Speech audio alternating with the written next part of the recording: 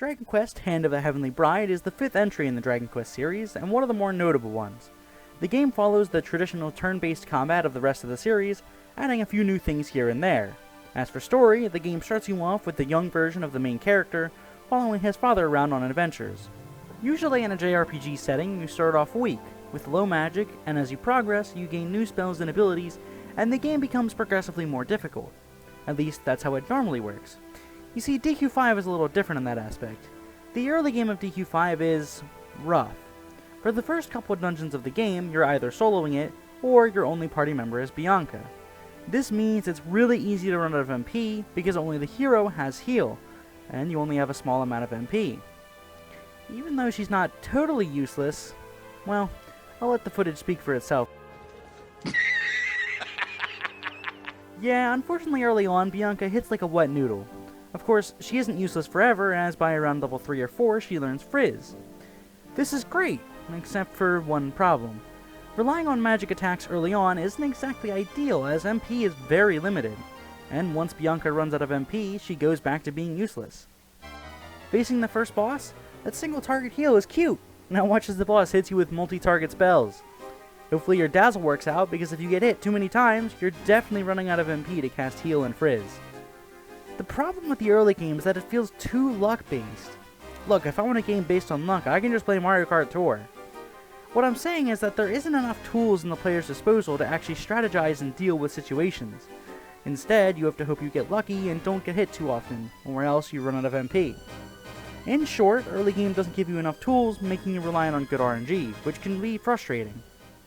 I'm pretty sure everyone here is familiar with the controversy about DQ music, but I guess I'll say my piece. To be honest, I did like the music. In fact, the battle tune in the game is probably one of the best throughout the series. However, there just isn't enough. Imagine all you could eat for the rest of your life was Twinkies. Sure, Twinkies are good on their own, but nobody would want to eat Twinkies for the rest of their life. Well, at least I hope. So basically what I'm saying is that this game is the worst game ever created. In fact, if this were a hentai, this game would be the Ugly Bastard tag.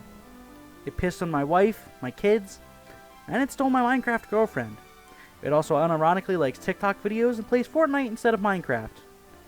Oh, wait a minute. This is the wrong script. Don't you worry, DQ2. You'll get your chance to shine soon. But seriously speaking, the game isn't bad. In fact, it's far from it. It's just a little rough at the start due to a lack of resources and party members. Sure, I wish they'd given you a little more MP to start, and maybe turn down some of the early bosses, but it isn't the worst thing in the world. DQ2, on the other hand, well, that's a story for another day. So what about the rest of the game? DQ5 does something that really sets it apart from the rest of the series. In this game, after defeating a monster, there's actually a chance it will join your party. And they aren't for show. Some monsters are easily on par with regular party members. Like normal party members, monsters can gain levels, increase stats, and learn new spells and abilities. And at one point in the game, the system is necessary, as you don't have any normal party members.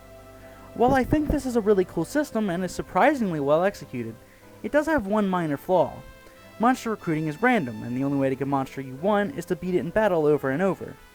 The problem is that this can mean you get lucky and get really good monsters early on, or you get unlucky and need to grind for good monsters, or use bad ones. Unfortunately, in my run, I got unlucky and I had to use weak monsters. When I finally got normal party members again, I was overjoyed at the thought of having a useful party.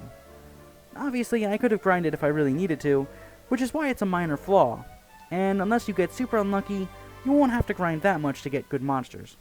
So is this game really super hard? If you're an RPG god who plays every game on ultra super epic gamer mode, then this won't be that hard for you. But if you're someone who has trouble beating Pokemon Sun and Moon, well, honestly, you should just quit games. Permanently. There's no hope for you, I'm sorry. If you can't beat that tutorial of a game, you won't stand a minute against this ballbuster. Basically, in non-internet funny man terms, the game would be hard for a first JRPG, but definitely not impossible. When it comes down to actual combat, there's a lot of strategy that can be employed here. There's multiple status effects like sleep, dazzle, confusion, etc. There's also different kinds of offensive magic like ice, fire, and wind. Different monsters have different resistances and weaknesses, so it's up to the player to learn how to use magic spells effectively. Something I really liked in DQ4 and in this game was that you have a wagon containing all your party members. So basically, while you're on the overworld, or in any place where you can use more than 4 party members, You can use the spells and abilities of other party members, or swap them into fight. It feels like all your party members contribute, and they don't just pop out of existence when you fight. Speaking of party, another thing I really liked in this game was the ability to party chat. Basically, by pressing B at any point when you have a party member with you, sometimes you get dialogue from them. Well, I say sometimes, but it's highly likely they'll have something to say. This is a really great feature because of the sheer amount of dialogue there is. Enter a new room, new dialogue. Talk to a different NPC, new dialogue. And it doesn't feel recycled or filler, it feels personalized to fit the character. This helps characterize the party a lot, especially compared to DQ3 where the party is completely silent. Of course, party chat was a feature in DQ4 as well, however I played the DS version of that game where it was removed for some reason, so I imagine it's great in that game as well. Like most JRPGs, the story starts off pretty slow. Start off in a simple town, running from place to place with your father in tow. However, the story absolutely takes off. Without spoiling anything, there's 2 time skips. One is about 10 years and the other around 6 to 10 years. Since so many years pass, the world changes around you, and even though you may have been to an area before, new things open up as time passes. The time skips are a really cool way to see the main characters grow up and almost reuse the world. I say reuse, but I mean it in the best way. Basically, you'll visit an area, go through time skip, and then new things are available in that area. There's also new dialogue, so it never feels stale. And that's not to say there isn't plenty to explore, because trust me, there is. The map of DQ5, like 4 and 3, is pretty massive. DQ5 is a little more linear than DQ3 was, but less linear than 4, so I don't think it's necessarily hand-holding. There's still a lot to explore without furthering the plot, but be aware it is an open world. Overall, while it suffers in the early game, DQ5 is a solid game. The ability to recruit monsters is really fun and executed surprisingly well, considering it was one of the first games to do so. The story is an incredible and engaging emotional journey, while staying relatively simple. And finally, while the music isn't the best, it definitely more than complements the gameplay.